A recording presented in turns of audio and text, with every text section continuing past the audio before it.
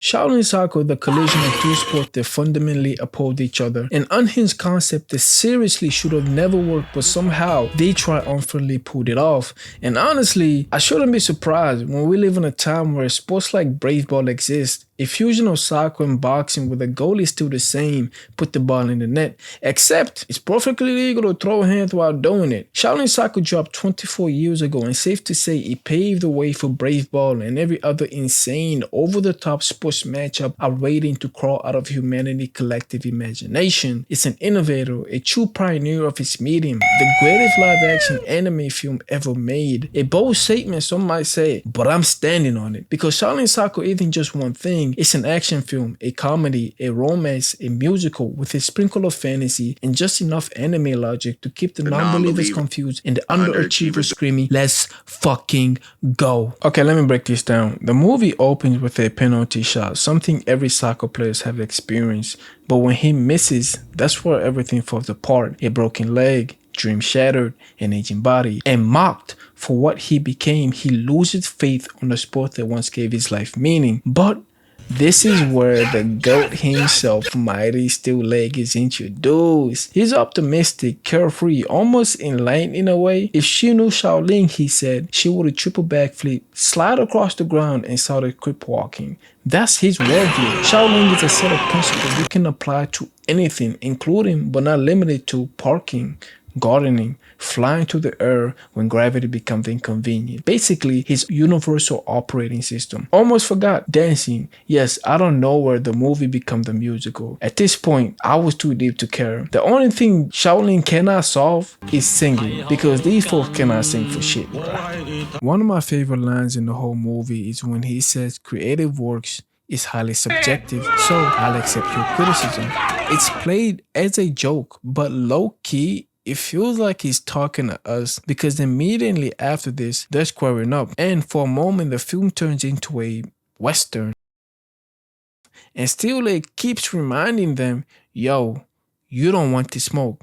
And out of nowhere, he starts snapping sticks like he's playing Fruit Ninja. Bro starts airbending. Hey yo, who mans is this? And I cannot stress this enough. Some idiot throws a ball to a soccer Shaolin master. That's the equivalent of handing John Wick a gun. Stupid! He's here to violate these men to their core. This long, unnecessary, disrespectful windup to kick a soccer ball is diabolical. Also, these ragdolls physics are incredibly funny. I'm shocked they didn't print them in a t-shirt after. And that's the pattern Shaolin locks into early. It takes something ancient and deeply spiritual, yet applies it in the most dumbest situations imaginable and commits to it with absolute sincerity. At this point, they're not even trying to be subtle about the anime influence. But before Shaolin goes fully insane, it does something quietly devastating, introducing the brothers as adult.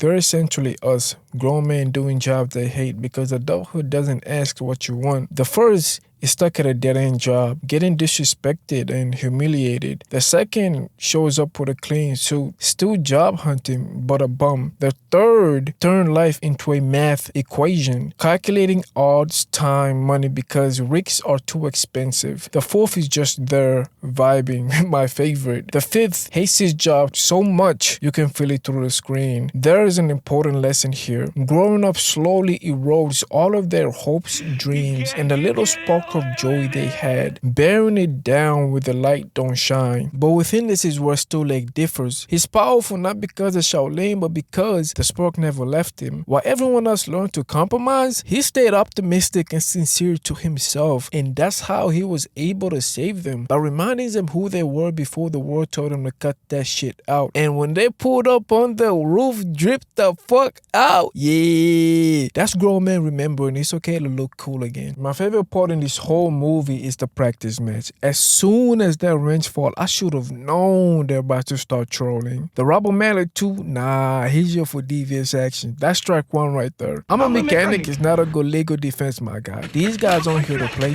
they want their get back. At first, it was light, you know, a few step overs, a couple of body feints. Ronaldo and Messi would be proud. And then, nah, these wind-ups are mad disrespectful. A flying kick and a Superman punch, then 5 Sergio Ramos slides. Yo, what did he even do to deserve this?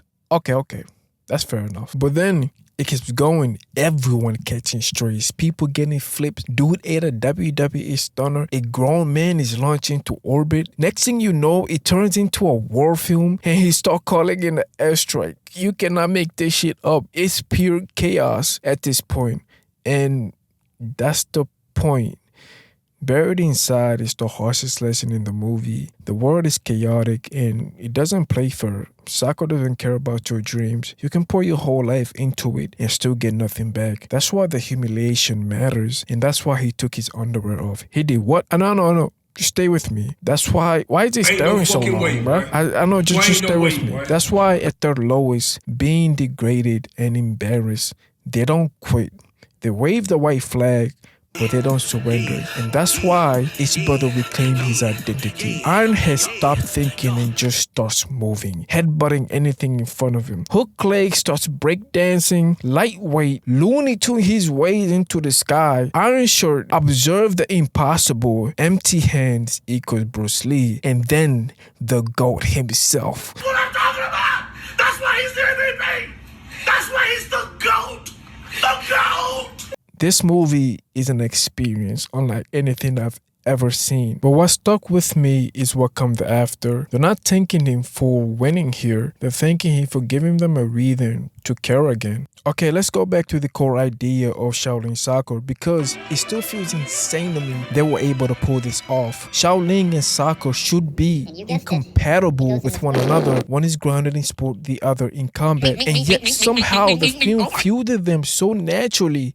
You stop questioning it. For the life of me, I just could not understand how were they able to execute this idea so well. And that's where the misunderstanding began. Because I thought soccer was purely physical.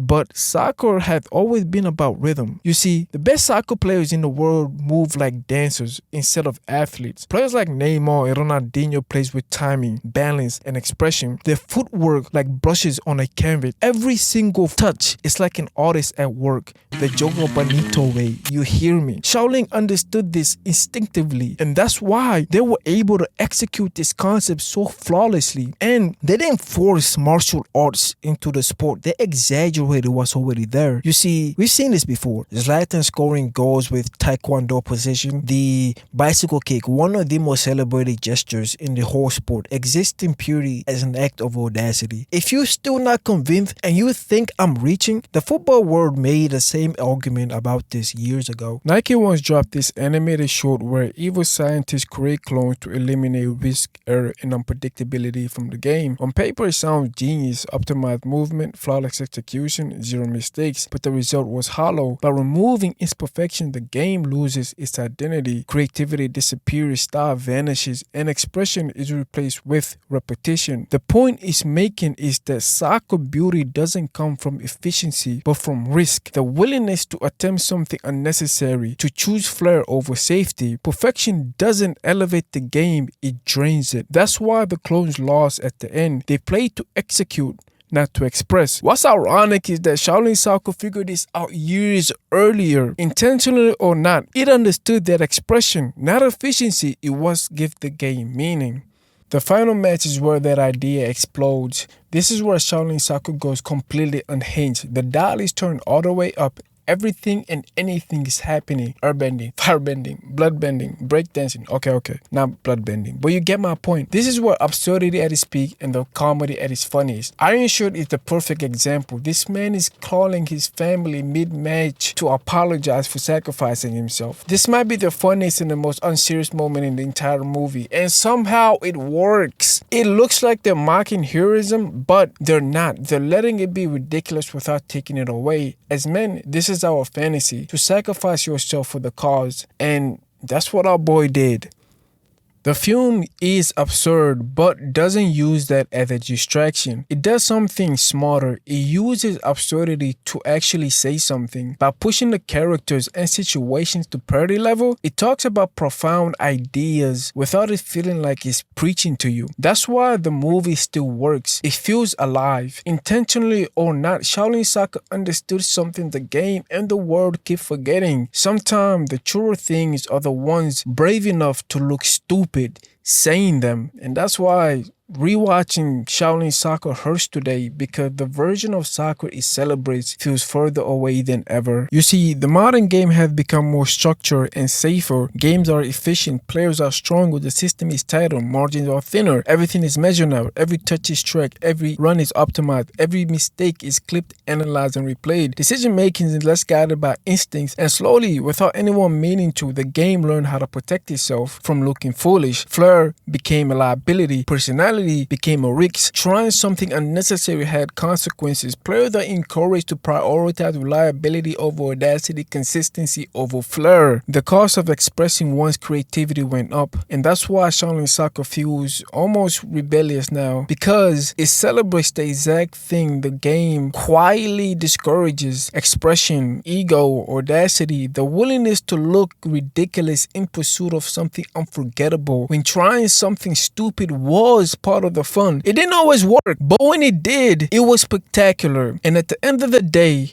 nobody watches sports just for efficiency. We watch it for personality, for the distinct ways individuals impose themselves on the game. Writing this essay made me realize Shaolin Soccer operates on a deeper level. What I mean by that is that Shaolin Soccer isn't just borrowing the anime language, nor is it concerned with genre or influences. Those are tools. Shaolin Soccer explored broad ideas like belief and sacrifice, yet somehow it let the characters be completely earnest without it feeling cringy. Even while they're doing the most outlandish, outright cartoonish shit imaginable, it still feels real. It transcends culture and language, and that's what makes it so special, because at its core, these are universal emotions, the kind anyone can recognize the moment they see them on screen. What's ironic is that the depth is buried underneath the absurdity. You only realize it once you step back. The exaggeration is the structure of the film. It holds everything together while giving serious ideas room to breathe without it feeling pretentious. That's how the absurdity became the delivery system through which the film communicates its meaning.